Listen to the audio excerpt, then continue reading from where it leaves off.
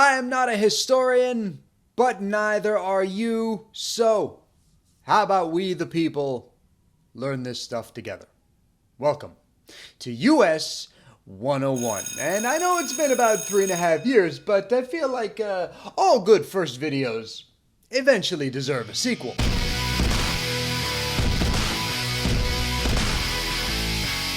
Let me thank Lin-Manuel Miranda here for creating the brilliant musical Hamilton. It came out on July 3rd. It's streaming on Disney Plus, and the day it came out, my wife and I we watched it. We sat down in bed and we watched it, and we sang with it, and we laughed and we cried our eyes out. It was just wonderful. And not only is Hamilton a magnificent piece of art that will undoubtedly charm generations upon generations of people, but thanks to its release on Disney Plus, that musical sent swarms of people to YouTube looking for Hamilton-related videos, which meant my video about Hamilton, the Hamilfacts video I made back in 2016, got thousands of views, brought hundreds of new subscribers to the channel, and I will admit also gave me a small bit of a revenue stream. So thank you, Lin-Manuel Miranda, for not only creating an outstanding musical that is Hamilton, but also for giving me an unexpected payday. In honor of that, I should go ahead and give the people what they want. And what they want is more Hamilton. Therefore, I present to you guys the sequel to the Hamilton video, aka the Hamilfacts video that I dropped back in 2016. Just like the last video, guys, this week we're going to be going over some facts about the $10 founding father that didn't make it on stage into the musical. So go ahead and grab yourself a seat, grab yourself a snack, and if you can't sing, don't worry about it, because for this Hamilton video, no singing is required. That being said, let's go. Hamilfact. Now, in the musical Hamilton, John Lawrence at one point sings that he and Hamilton write essays against slavery. And while essays against the dreaded institution certainly were written in the 18th century, none of them were written by Alexander Hamilton. In Ron Chernow's book, Alexander Hamilton, which the musical is based on, Chernow writes that Hamilton did support his friend Lawrence's cause of emancipating enslaved people. But Hamilton's relationship to slavery becomes a bit more complicated when he marries into the Schuyler family, specifically Elizabeth Schuyler,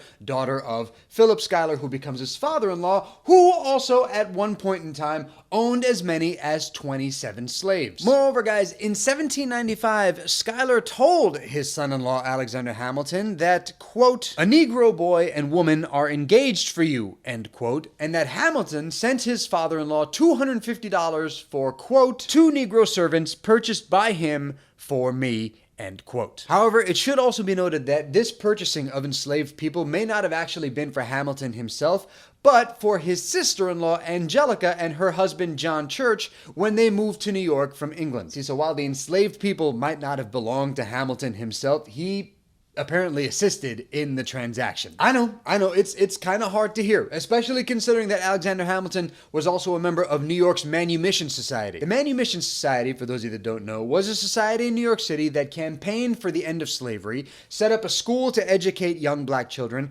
and also petitioned the New York State Legislature for the gradual end of slavery in the Empire State. However, during a society meeting in 1799, the society was attempting to gain the freedom of an enslaved woman named Sarah, who, according to the minutes of the meeting, belonged to a man named John Barker Church, aka Alexander Hamilton's brother-in-law. And those minutes also say that Hamilton, quote, "was agent for Church in the business," end quote, meaning that Hamilton was the one that made the transaction for the slave girl Sarah to belong to John Church. Not surprisingly, this contradiction was pretty prevalent among many members of the New York Manumission Society. It said that half of the members of the society actually owned slaves, including, wait for it, including one Aaron Burr. Yep, while Burr was a member of the New York Manumission Society and pushed for an end to slavery, Chernow wrote in his book that Burr, quote, "always kept an entourage of 4 or 5 household slaves. His letters reflect no interest in freeing them." Just when you think you know somebody, man, they go ahead and end up being a slave owner. Ugh, just next one, please. Hamilfact. Vermont exists because of Hamilton.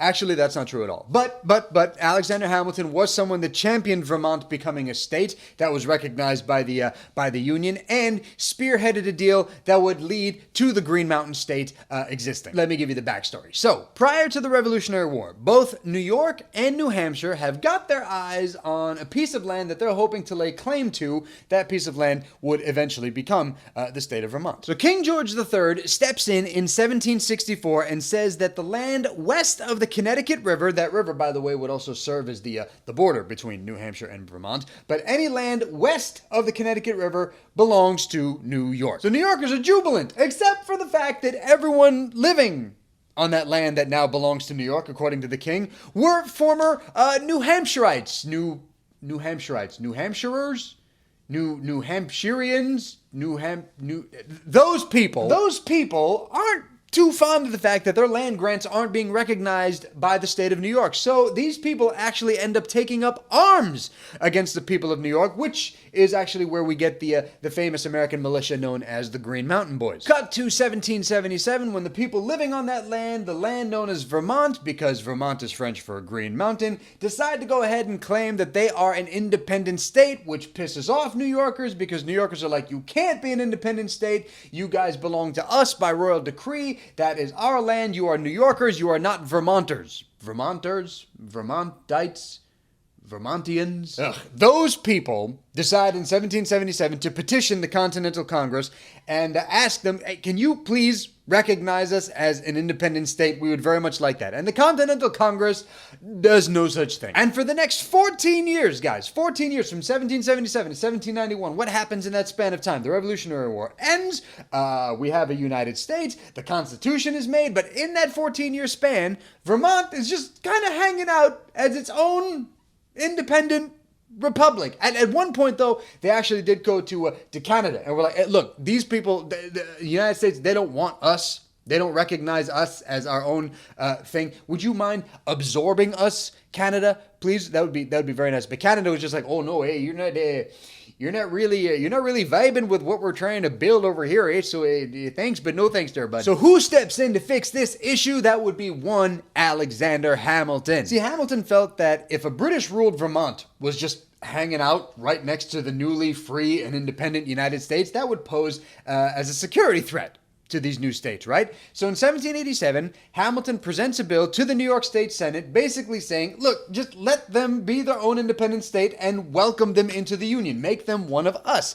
And the bill dies in the Senate, does not get very far at all. But that does not stop this eloquent immigrant. Oh no, he argues as he does and ends up actually spearheading a deal between New York and Vermont, which would allow Vermont to become its own independent state and welcomed into the Union by 1791. However, New York wasn't going to just let them be a state and a part of the Union without getting some type of compensation. So as part of the deal, New York makes Vermont pay them $30,000. It's like, we lost all this land. You're going to compensate us for that. Hamo fact. In the musical Hamilton, we hear the line, Adams fires Hamilton, privately calls him Creole bastard in his taunts. But in reality, John Adams never fired Alexander Hamilton from the cabinet. Actually, Hamilton resigned from the cabinet, even before John Adams became president. On December 1st, 1794, Alexander Hamilton wrote a letter to then President George Washington, basically letting him know he was going to resign from the cabinet as Secretary of Treasury. He wrote, quote, I have the honor to inform you that I have fixed upon the last of January next as the day for the resignation of my office of Secretary of the Treasury.